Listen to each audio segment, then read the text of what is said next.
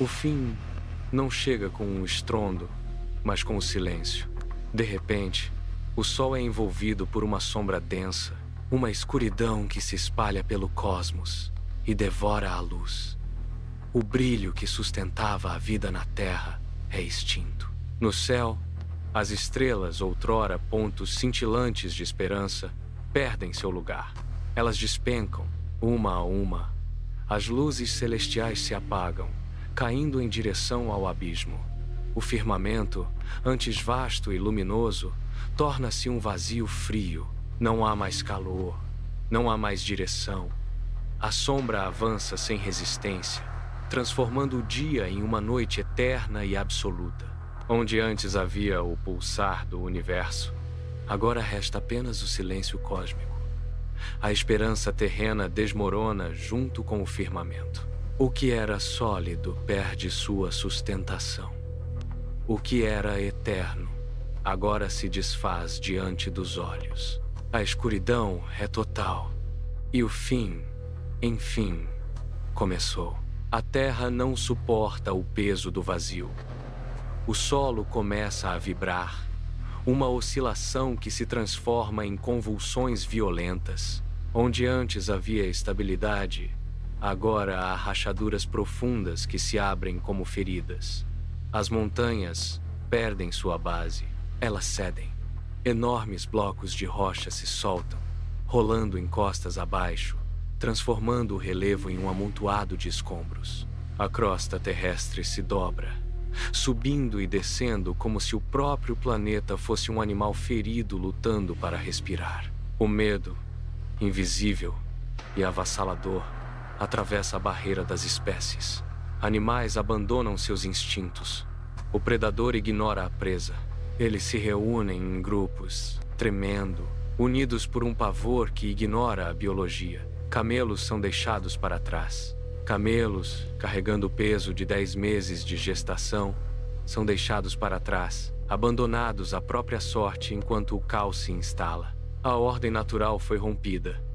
Não há mais território, não há mais caça, apenas a consciência de que o chão não é mais um refúgio. O terror agora migra das rochas para as águas. Os oceanos, antes vastos e serenos, começam a ferver. O calor brota das profundezas, fazendo a água borbulhar e soltar vapores densos que cegam o horizonte. Ondas gigantescas, erguendo-se como montanhas líquidas, ganham vida própria. Elas avançam sobre as margens com uma fúria incontrolável.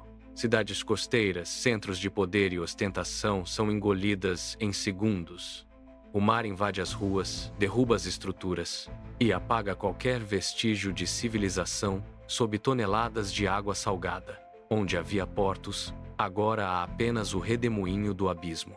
Nesse cenário de colapso total, a verdade, há muito escondida, emerge. Os prazeres mundanos antes buscados com avidez perdem todo o seu significado. O ouro, as posses e as construções que definiam o propósito da existência humana tornam-se inúteis diante da maré que tudo consome. A humanidade, enfim, encara o vazio de suas escolhas enquanto o oceano dita o fim de sua era. O tempo de espera chega ao fim. Israfil, posicionado no centro do cosmos, leva a trombeta de luz aos lábios. O primeiro sopro não é um som, é uma onda de choque que desintegra a realidade. O ruído é ensurdecedor, uma vibração que atravessa a matéria, quebrando a estrutura atômica de tudo o que existe. O céu, antes vasto e imutável, começa a ceder. Ele se fende, rasgando-se como um pergaminho antigo sob uma pressão insuportável. A luz se curva, o espaço se distorce, e o pavor absoluto paralisa cada ser vivo. Não há gritos, pois o som da trombeta consome o próprio ar necessário para a voz. As almas, presas em seus corpos, sentem a vibração final. O impacto é total. Onde havia movimento, agora resta a imobilidade forçada. O som varre a terra, os céus e as profundezas, ceifando a vida com uma precisão implacável. Uma a uma, as luzes da existência se apagam. O universo, antes vibrante e caótico, perde sua pulsação. A última nota da trombeta ecoa e morre, deixando para trás apenas o vazio. O silêncio que se segue é profundo, denso e absoluto. O silêncio é interrompido. O segundo sopro da trombeta de luz corta o vazio, não como uma arma de destruição, mas como um comando de vida. A vibração penetra as camadas mais profundas da crosta terrestre. O solo, antes inerte, começa a tremer. Rachaduras surgem na superfície, espalhando-se como teias de aranha. A terra se abre. Onde havia apenas silêncio e poeira, agora há movimento. Bilhões de túmulos cedem sob a pressão de algo que desperta lá embaixo. Corpos cobertos por séculos de terra e esquecimento emergem. Eles se levantam, sacudindo o pó que os cobria. O movimento é contínuo. Uma maré humana que brota do solo em todos os cantos do mundo. Não há hesitação. Cada alma reencontra seu corpo em um milagre que desafia a lógica do tempo. Eles se erguem, limpando a terra dos olhos e da pele, tentando compreender o novo plano onde se encontram. O ar, antes parado, agora é preenchido pelo som de bilhões de respirações simultâneas. O despertar é avassalador. Onde antes reinava a morte, agora pulsa uma multidão infinita. Eles avançam, confusos e desorientados, movendo-se em uma única direção, como se atraídos por uma força magnética invisível. O chão está repleto de figuras que se levantam, um exército de almas retornando à existência. Eles olham ao redor, buscando referências em um horizonte que mudou completamente. O milagre da ressurreição se concretiza. O céu, antes vazio e vasto, altera-se subitamente. Milhares de pontos de luz surgem no horizonte, transformando-se em volumes que descem em trajetória veloz. São os livros, registros de cada ação, pensamento e intenção. Eles cortam o ar, zunindo como flechas, buscando seus donos com precisão absoluta. Não há como desviar. O impacto do livro na mão direita de uns provoca uma reação imediata. O corpo se ergue, a postura se retifica e o olhar, antes perdido, brilha com uma clareza súbita. Eles soltam suspiros de alívio, as mãos apertam as páginas com firmeza e o movimento torna-se leve, quase flutuante. Em contrapartida, o cenário ao redor é cortado por gritos abafados. Aqueles que recebem o livro na mão esquerda sentem o peso do objeto como se fosse chumbo. Seus joelhos cedem, a respiração torna-se curta e irregular, e eles tentam, em vão, esconder o registro. O contraste é físico e palpável. De um lado, a leveza de quem caminha com a verdade. Do outro, o peso insuportável de quem carrega o arrependimento. O ar vibra com essa divisão silenciosa. O pavor domina os que olham para a mão esquerda, enquanto a esperança renovada inunda os que seguram o livro à direita. O destino de cada um está selado na palma da mão, e a multidão, agora ciente de seu veredito, começa a se separar em dois grandes grupos, movendo-se sob o peso de suas próprias escolhas. A vastidão da planície de Marchar estende-se sem fim, um horizonte plano sob um céu que perdeu sua cor. O sol, antes distante, desce em uma trajetória implacável, aproximando-se da terra até que o ar se torne denso e irrespirável. O calor não é apenas uma sensação.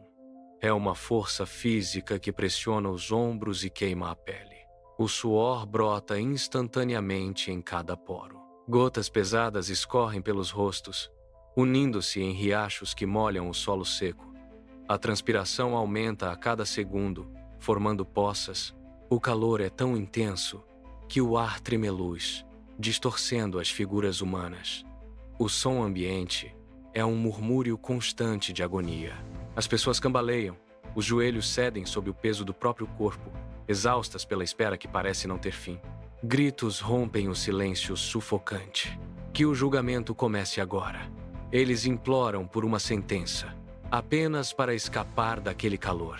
O suor sobe pelos tornozelos, pelos joelhos, transformando a planície em um lago de angústia. O sol paira como uma sentença de fogo.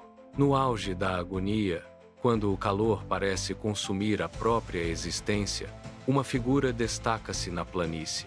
O profeta Muhammad, Sal, move-se entre a multidão exausta. Ele não clama por alívio pessoal.